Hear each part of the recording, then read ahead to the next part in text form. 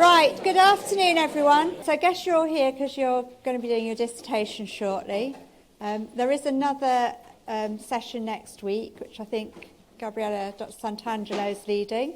So I'm going to be talking to you today about dissertation resources and help the library can give you with your dissertation, and hopefully to go through some skills in case you haven't got those already.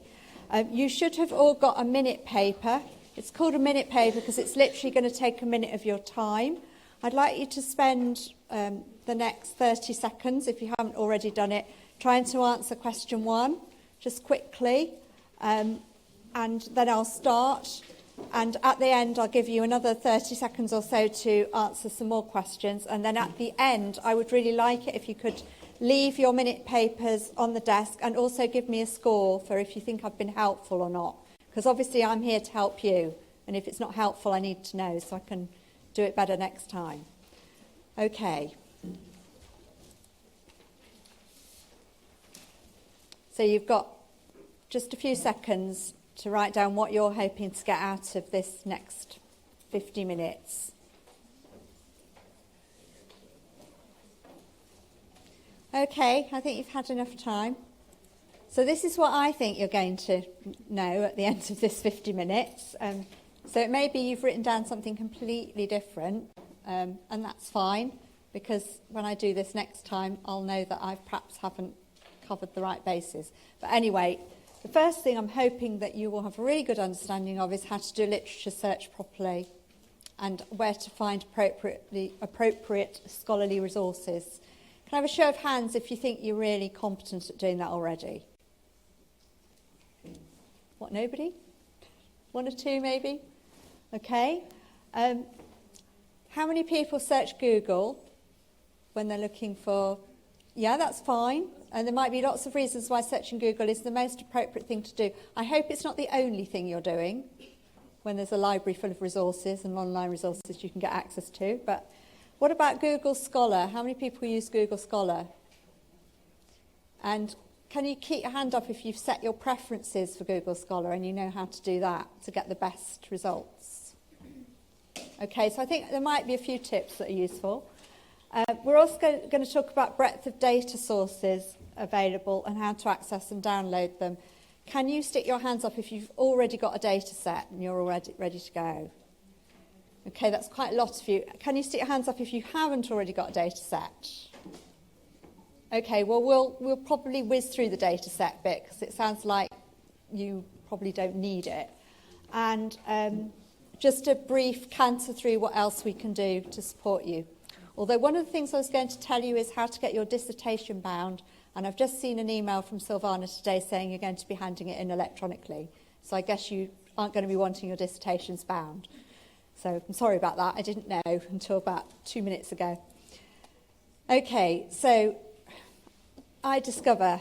Can I have a show of hands if you used iDiscover for any of your projects to date to find stuff? Can you keep your hand up if you found it actually pretty difficult to use? Okay, few. Okay.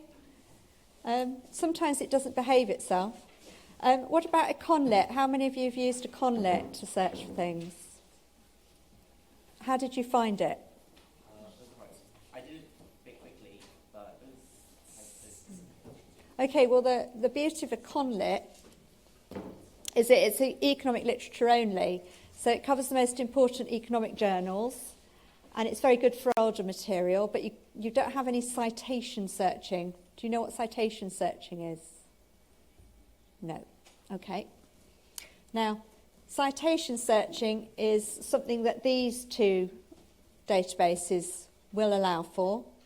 So you can see how good a paper is by, in theory, by how many times it's been cited, or how often other papers have referenced that paper. Now, of course, sometimes things get referenced a lot because they're actually really bad or really wrong. So you do have to be aware of that. But mostly, it is an indication that people have found it useful if they keep citing it in their papers. So this is Web of Science and Scopus. Can I have a show of hands if you've heard of Web of Science? What, no one? No one at all? I'm guessing that means nobody's used it. What about Scopus? No. Okay, well, I think you are going to find this useful. I would say probably Scopus is better for economics and social sciences, and as it says there, Web of Science has older material. So I'm actually hoping I can give you a quick demo if iDiscover's behaving itself. If it isn't, we'll have to skip over it. Please do take a minute paper, and if you have a moment while I'm talking to just work out what it is you want to get out of the next 55 minutes, that'd be useful. So, of course, the most important thing, especially when you're searching for a project or a dissertation where you actually need to review literature rather than specifically finding a particular textbook, is to log in, because that way you're going to get full functionality. So I'm going to try putting my ID in, and hopefully I can log into iDiscover.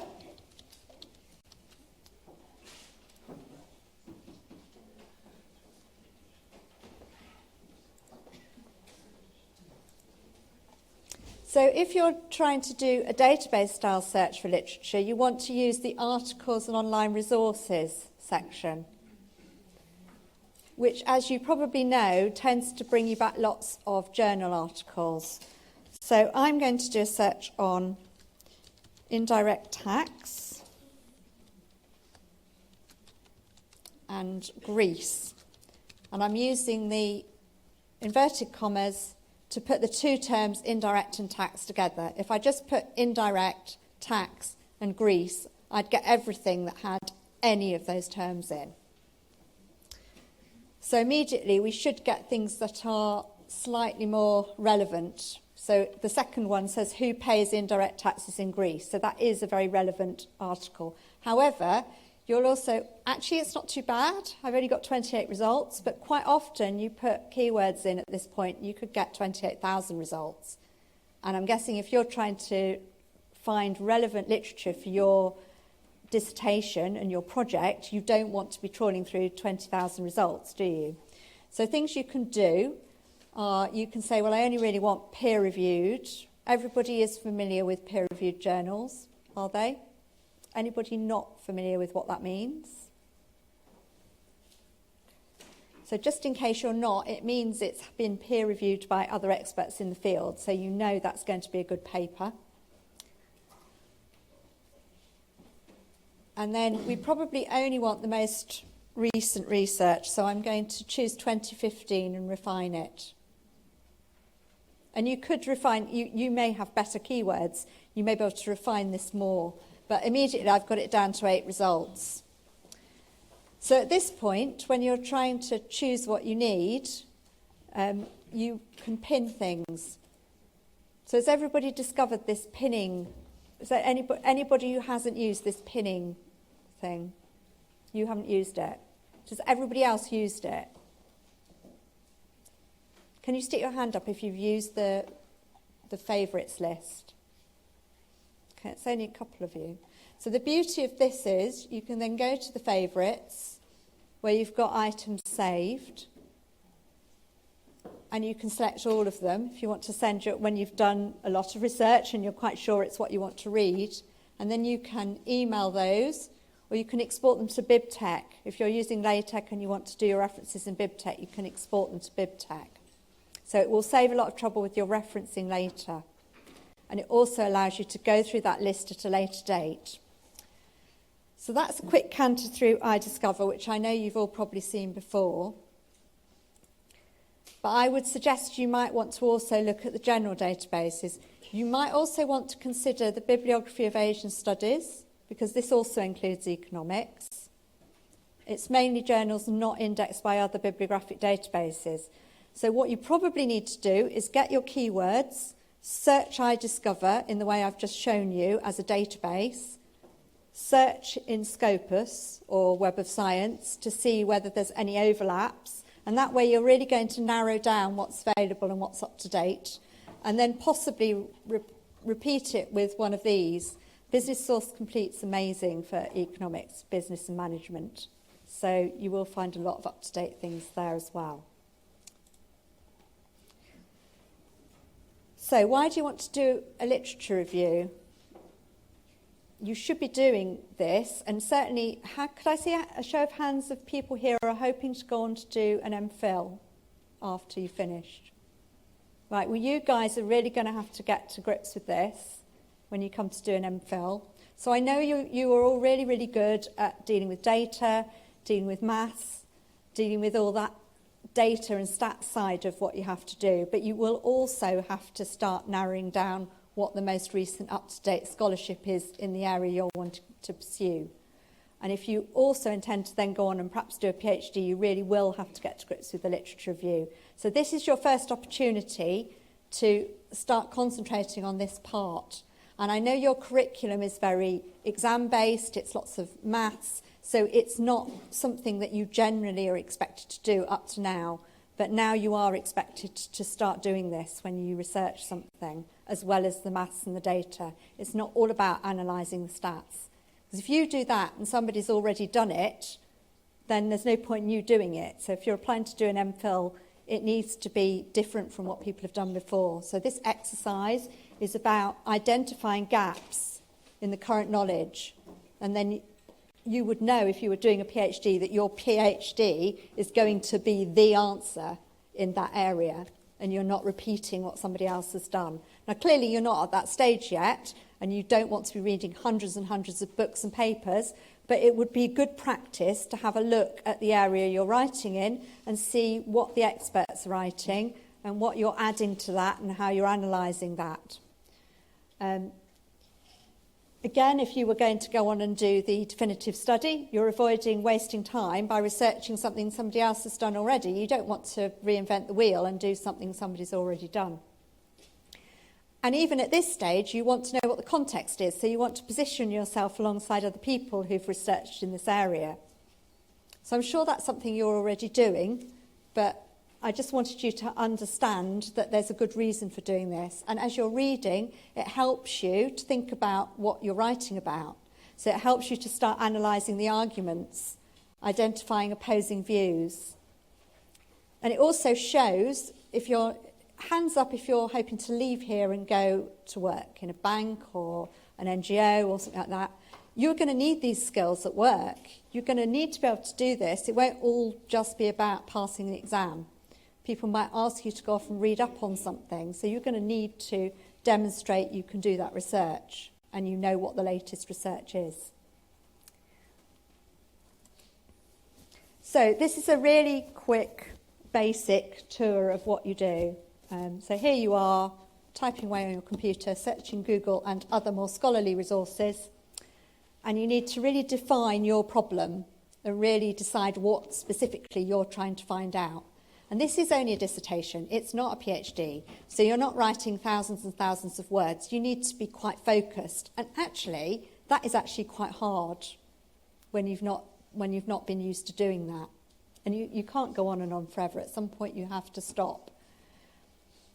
So you need to find the research and you need to read that research critically, because even when you've done the exercise I showed you very briefly on iDiscover or on Scopus and Web of Science and those other databases, you are still going to need to extract exactly what you need to read. So you're going to have to be critical about it. And then you're going to have to organise it into themes as you read. And you may find that some of those themes aren't that relevant to what you're trying to talk about. It's a good time as you read to start structuring themes, and that will help you divide evidence for the points you're trying to make. And when you've done all of that, so you've gone through quite a lot of searching and deciding and working with your notes, as well as your data, of course, which you have to analyse, it's at that point you start writing up. So it may look very easy, but I have to go around this loop even now when I'm doing a report for work, and I still find this quite difficult. I still find it quite hard to make that jump to start writing. And my advice to you, as somebody who writes a lot, is that sometimes you've got so much paper and so many bits and pieces and ideas all over the place, sometimes the thing you just need to do is start writing. And once you start writing, even if what you start to write isn't necessarily brilliant, sometimes the act of writing starts to get it percolating in your brain so you can express it more concisely and rewrite and edit. I can't talk about doing a literature search in economics without mentioning working papers. I would say that for all of you in this area, this is almost the most important thing. And if you don't have time, maybe your topic is very, very data-centric and you don't really have time to do lots of database searching, you must check working papers. Because as you all know, working papers are the genesis of the published papers that my colleagues in the faculty, when they're doing their expert work, that is the process whereby they get to writing those papers in the peer-reviewed journals. So you will get really up-to-date research. You will get the latest stage of research on a topic by looking at working papers. Of course, we've got our own published series at Cambridge, the Cambridge Working Papers in Economics. You actually can just go onto the website via this link, and I will send you all the slides, and you can just see what maybe the last 2 or 3 years people are looking at and see if it coincides with what you're interested in. And of course there's REPEC, the ideas, so you should definitely have a look through REPEC. You can search for working papers, and it may be, if it depends what your topic is, you actually want something before all of these series were published online. And the Marshall Library does have a lot of working papers, probably from the mid to late 20th century, that might only be in paper. They will be in our basement. We do have the best collection in Cambridge of that kind of thing. If you want to search for a working paper, I was searching for something Oliver Linton had done, you actually need to search under Cambridge Library's collections. Do not make the mistake of searching for it under articles and online resources. So if you do that, you'll get Oliver's papers, his published papers in peer-reviewed journals. If you search under Cambridge Library's collections, you will also get papers, but the working papers will be in amongst it. But actually, I think at your stage, it's probably easier to go to one of these resources, unless you're just at the keywords stage and you're not looking for a particular thing. And then it's very good for keyword searching on iDiscover. So you will get working papers that way. And working papers will tell you what the latest state of play is with a topic. Right, Google. So loads and loads of you are using Google. Now, if you're looking for government papers, government publications, maybe something from OECD, it might actually be as easy to Google a report from OECD as anything, just using Google, and that's fine. And I'm definitely not telling you not to do that, if that's the quickest way to a resource. But what I would say to you is, for heaven's sake, don't rely just on Google. You are going to need to do some proper bibliographic searching as well. One thing you can do, and it may be quicker than using Web of Science or Scopus, is go to Google Scholar to do a literature search, and you can set your preferences so it takes you straight through to the full text for Cambridge. And if you do that on your laptop, it should work even when you're off campus for Cambridge resources. So what you do is you go into the Google Scholar menu, the 3 little stripes, and you'll see that settings is at the bottom. And when you get to settings, about halfway down that menu is something called library links, which I've highlighted there. And you just type University of Cambridge in there, because that's your organisation. And then you'll get a couple of options come up. Open WorldCat, so that's open access stuff, and University of Cambridge e-journals at Cambridge. So if you tick both those boxes and save your settings, and you need to turn on cookies, because if you don't turn on cookies, they won't be retained, then every time you search Google Scholar, not only will you get your results, but you'll be able to click straight through to full text. Have you all learnt something? Did anybody know that already? Can you put your hand up if you already knew how to do that? Right, well, if there's one thing you go home after today and do, go and set your preferences on Google Scholar. It'd be worth it. Right, so I was talking a bit about reading critically. And I'm sure you were all doing this already, but I thought it would be a good opportunity to just think about this. So I think this is a what, who, why, how, when and where question. So whenever you read something, whether it's a website, it's something from OECD, a report, a book chapter, a paper, a working paper, it's a good idea to ask yourself these questions. So what is being said, is that even relevant? If you don't get past that, you probably don't need to read it and waste time. If you do need to read it, who's written it? Is it Extinction Rebellion? I may just talk about Extinction Rebellion as we've had all the faculty locked up because they might come by. So if Extinction Rebellion were writing something about the climate and you were doing something on climate economics, I know this is very tenuous, but if you did decide to go and read what they were writing about, it might be really, really useful, and that's fine, as long as you remember that they are an action group, a protest group. Really, really silly example. But you do need to think about that. Has somebody got an angle? Why is it there? Is it any good to use? When does it date from? That's really important, because if it's from 2012, that's great, but what if a load of other things have been done since and something's more up to date? And then it's so what, isn't it? You've read that. Is it any use to me? Is it any use to my project? And does it have implications for the wider area of research? So that comes back to the working papers and seeing what other people are doing in the area. So here's some tips to speed things up, because if you do everything that I've suggested and you don't structure your time, you'll end up like this chap with information overload. There'll just be so much information. And it isn't a PhD, it's just your dissertation. So to speed up time when you're checking whether a journal article is useful, the first thing you can do is read the abstracts. Do you all read abstracts when you're looking for things? If you're looking in a book, or even a chapter in a book, read subsections, read the introduction and the conclusion, and check which bit you need. Indexes are good for specifics. In your cases, you may want to look at graphs, models, diagrams, those kind of things. And always read the first sentence in a paragraph. If you're short of time, that's going to make you think, is this actually what I need to spend my time doing?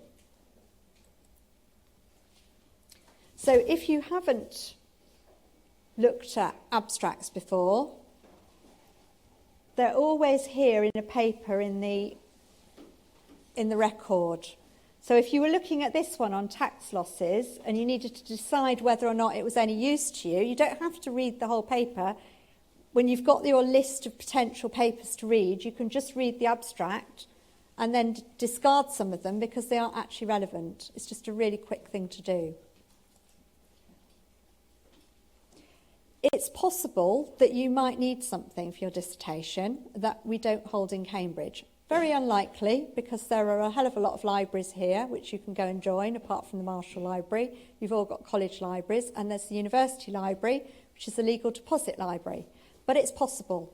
And if that does happen to you, whether it's a journal paper, that we don't have access to that online journal, for example, or a book, you can interlibrary loan it. And this is the link for doing that if you do find yourself in this situation. And just a word of warning, it's £5 per request. But if it was something that was really essential to whatever you're doing, you might need to know that. Remember, we in the Marshall Library are more than happy to buy books on request. So if we don't have a book in the collection and you found a book you think is really, really going to help you with your particular topic, just ask us. There is a suggestion form on the website, which you might remember from your induction. But you can always just come in and ask us. We're really friendly. We'll just probably buy it for you if it's not already in stock. I'm not going to spend a long time on this because most of you seem to have the data you needed, but this is just a reminder that it's on the online resources link on the web page. And it is generally divided by macro, micro, financial. Remember that we've got quite a lot of data sets which are very high quality and free, like the Bank of England statistical database. We've got Eurostat, which is macroeconomic data from 1960 onwards. The UK Data Service,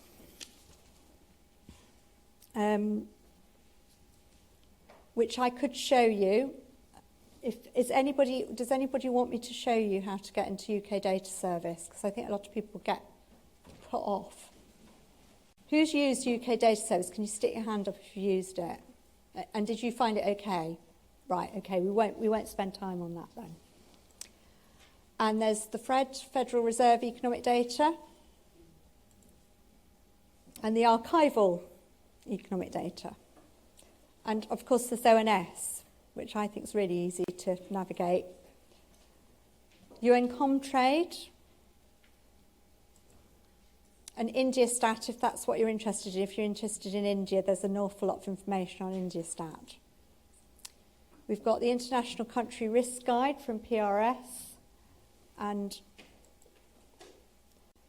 we've got the Water Research Data Service, where you can cross-search CRSP, CRISP, and S&P Capital IQ, so stock market data. But you would need to contact Judge Business School if you wanted access to words. So you've got all of these sets here, which I can talk to you more about if you think it would be useful. For financial data, we've got Bloomberg, we've got Capital IQ, and we've also got DataStream on the Icon terminal, and we've got S&P Capital IQ and S&L Financial on the Global Market Intelligence platform, which also now does do live financial data. So if you log into Global Market Intelligence, you can see stock market prices in real time, same as Bloomberg. As you know, you can book the Bloomberg terminal, but you do need to go to the desk. And the same for Icon. Right, referencing. So you will need to do some referencing, and the most important thing with referencing is being consistent. So the first thing is, if you think back to the beginning of the session, and I was showing you iDiscover in the list, it can really help with this. Even if what the list chucks out is not exactly how you need to reference it, you've at least got the bare bones of what you've read and where you read it. I've lost count of the number of times I've had someone come to the counter and say, I borrowed this red book, I now need to reference it. And yeah, well, we've got a lot of red books or orange books, you know. You do need the author, the title, the publisher, the edition, and those things. And then there is this preferred Faculty of Economics referencing style, which is available from the Economics LibGuide. So if you just Google LibGuides and then look for economics under E, and then the fourth tab here is the referencing guide.